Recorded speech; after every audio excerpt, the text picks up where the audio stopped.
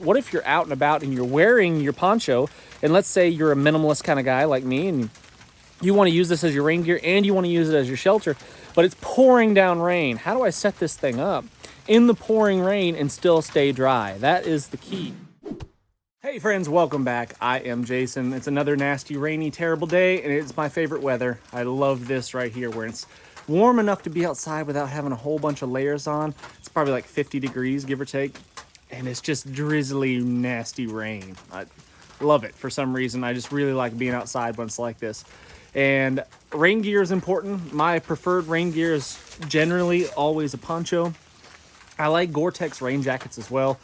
But eventually, if you're out in the rain long enough, they will soak through even the best Gore-Tex rain jackets. At least that's in my personal experience. So doubling up. So if you've got a rain jacket underneath a poncho, that's going to be the ticket if you really want to stay dry, with rain pants underneath that. That will help you stay dry. I like rubber boots. These are my Lacrosse Alpha Burley Pro boots. This is a brand new pair. I've been wearing this type of boot, exact same type of boot, for 5 years now, give or take, and absolutely love them. They're the best rubber boot that I've ever worn, and I've tried a lot of different kinds. This is why I love these rubber boots so much, is because I can just trudge through the creeks and streams and stuff around here. Most of the streams around here are fairly shallow, fast running, rocky, so I'm not wading through feet of water, generally speaking, in most areas. There are some bigger rivers and stuff, obviously, but most of the time when you got to cross a stream or something, it's not that deep. And these 18-inch high boots are generally big enough to do it. And in conjunction with my poncho, the poncho is just long enough. I'm 5'10". The poncho is just long enough for the drip edge of my poncho to run over top the outside of the boots and not drip down inside of my boots. If you're a taller guy, you might need to find a bigger poncho. What are you doing, girl? What are you doing? Huh? When most people wearing their Gore-Tex boots and are searching for a spot to hop across some rocks or a log across the stream or some easy way to cross, or they're having to take their boots off to get across, I just plow right through the water, and it doesn't matter at all. And even if the water does go up over the top of the boots, which happens every now and then, water goes over the top of the boots, they dry out really fast. You set them next to the fire, and the inside of the boots dries really fast. The Gore-Tex boots, in my experience, the waterproof Gore-Tex boots are only waterproof until the water spills over the top. And then once they're wet, man, they stay wet forever, especially in an environment like this where it's just damp and nasty and cold and the humidity is high. They're never gonna dry out. It takes forever in my experience. Even with good wool socks, your feet are just gonna freeze. And like I said, I love being out in the rain, but filming in the rain is sometimes a drag. Because if it starts to rain any harder than what it is right now, two things happen. The lens gets water all over it, which is a pain in the neck. And then even worse is the microphone gets wet, and then it muffles all the sound, and it sounds like there's one to try to talk to it. It's really irritating. So filming in the rain kind of sucks. But one of the reasons I like the poncho so much for a shelter, or for my rain gear, is because it can be used as a shelter. So it's a multi-purpose piece of kit, and I like that a lot. I can use it for all sorts of things, not just shelter and rain gear, but everything from a makeshift litter to rain catchment to all sorts of different things you can use a poncho for. And another one that's really important to me is that it breathes. It's flowy and loose, and if you start to sweat underneath it, some of that sweat doesn't just get trapped on you like it would in a rain jacket and it's really starting to rain. Like it would in a rain gear. Rain gear sometimes is stifling. Some of the really, really waterproof stuff, not the breathable Gore-Tex type stuff as much, but it's kind of stifling, and it just traps all your body heat, all your moisture from your body inside, and you end up sweating from the inside out, and you end up getting soaked anyway. So in the summertime, I really don't even wear a lot of rain gear, hardly ever actually, if it's really hot outside. But in the wintertime like this, it's December now, I definitely don't want to get soaking wet if you're planning on being out here for an extended period of time. If you get soaked right now and you have to spend the night out, it's going to be really bad, because it's going to be probably down in the 40s tonight, give or take, because of all this nasty weather. It's not going to get that super cold. There's going to be overcast, so it's going to stay a little bit warmer, but still, it's going to be cold enough to get hypothermic if you don't have if you're wet and not dressed appropriate. I've shown this in previous videos before, but I think it's a really good tactic if you like using a poncho as your shelter as well. It's a really good tactic because what happens is, what if you're out and about and you're wearing your poncho, and let's say you're a minimalist kind of guy like me, and you want to use this as your rain gear and you want to use it as your shelter, but it's pouring down rain. How do I set this thing up in the pouring rain and still stay dry? That is the key. Having some forethought and packing stakes is a really good idea. You can make them. It's not hard. It takes a couple minutes to make some stakes. But these metal ones that are sharp and thin and slippery, they work so much better to going in the ground, especially if it's a firm ground, if it's hard. So if it's really, really soft, any kind of stick will do. It doesn't really even matter. You don't even have to sharpen them. But having a stake like this, it will make your life much, much easier. And they're really light and they're easy to carry, so I've just got them in my pocket right now, but I generally keep these in my pack. If you're planning on using your poncho as a shelter, I like to have a little bit of cordage, a little bit of bank line on each of the corners, and it makes it easier to stake them in the ground. You can use a bigger diameter stick for a stake because sticks generally don't slip through the eyelet of your poncho like a store-bought stake would.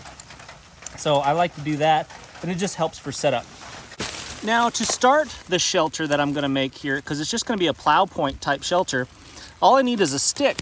If I'm planning on attaching the corner of my poncho to just a small sapling like this one. You don't need much. It's not like you need a really strong branch or tree or anything to attach it to. All you need is a sapling like this one. But if you're gonna do that, you need a little stick.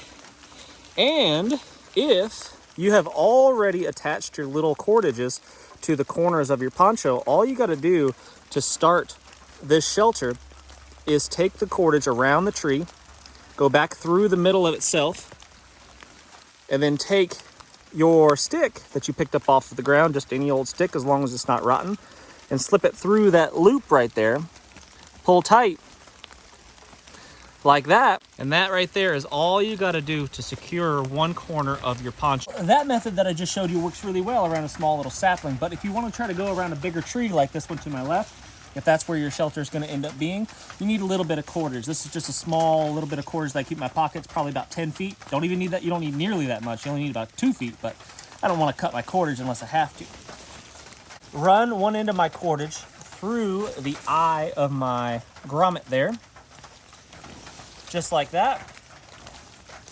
I'll go through the eye of the grommet, and then I'll go around the trunk of the tree about belly button high, give or take. Like so, around the tree. And then I'm just gonna tie my shoes. That's it. No special knot needed. Everybody knows how to tie their shoes. So that's all I'm gonna do. Shoes tied. So that's it. I've just tied my double bunny ears right there, just like I would normally tie my shoes around the tree. That secures the first corner of my poncho. The other 3 corners, I need the stakes. But I'm gonna stay inside the poncho as I set this shelter up. I'm not getting out because it's pouring down rain, right? It's not crazy right now, but you get the idea. If it was bucketing down rain, you'd wanna stay underneath this shelter, underneath the protection as much as possible so you don't get wet.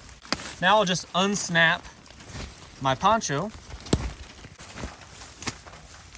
All right, I've got both sides unsnapped, and now I just need to stake out my corners. And I'm gonna do that staying underneath the poncho the entire time. I'm gonna stake out the furthest corner first.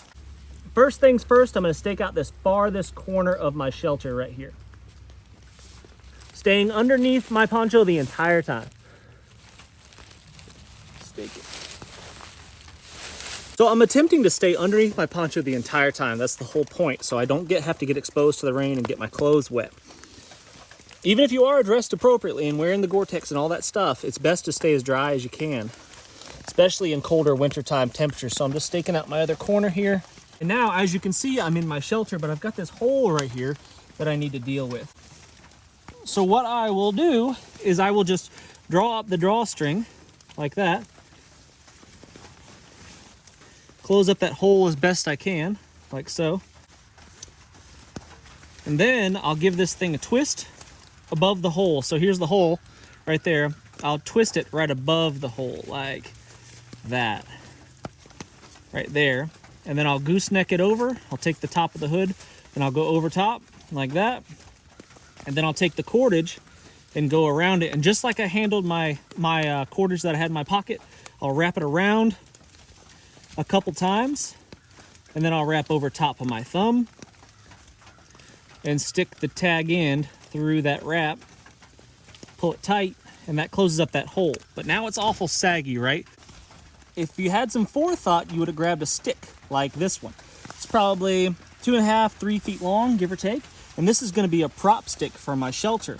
And I just need something to protect it. And that's another really good reason to always carry a neck gaiter such as this one. It's used for so many things. It's handy as a hanky right there. So what I'll do is I'll just take this and I'll stick it over the sharp end of my stick. I'll put it on the hood part, the thicker part, where it's got a little bit more cushion. So I'll stick it on there, a little bit more cushion for the pushing. And then I'll just prop my stick up like this, right there. And now that gives me a whole lot more headroom. And you're saying, well, the stick's in your way. If the stick was a little longer, it's actually fine right there. You kind of just prop it over to the side like that. That works good. Or I could even put it on this side. Let's see if that works better.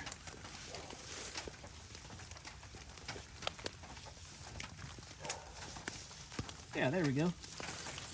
Yeah, so I just put my stick over here on the back side. So now it's not really in my way. And now it's lifted my shelter up a little bit. And it gives me some ventilation under here. If it was hot, that'd be a really, really good thing. If it was cold, maybe not so much. But it kind of is what it is. With some tweaking, I could probably fix that. I could always stake down these middle grommets as well. But I think you guys get the gist. And now I am in my shelter, out of the elements, protected from the precipitation, whether that's rain or snow. And now obviously I'm laying on the cold, wet ground right now. That's a terrible idea. You should always carry something to lay on, especially in the wintertime. If you don't have something to lay on in these conditions, you're gonna get really, really cold. You're gonna just absorb the moisture off of the ground and it's going to suck.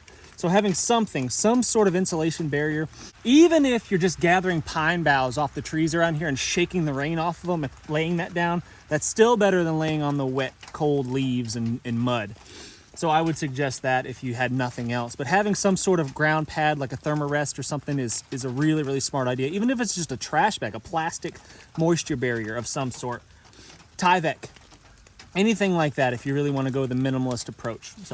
But this is a really simple shelter, easy to set up, and you don't even have to expose yourself to the rain if you're using your poncho as rain gear and shelter.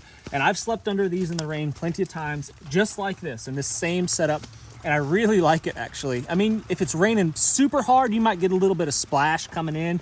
But if you're dressed appropriately, again, not that big a deal. If you've got a bivy bag to crawl into, I really like the SOL breathable escape bivvies. Those are good. They do breathe pretty well, so you don't trap in a whole lot of moisture just from your own body.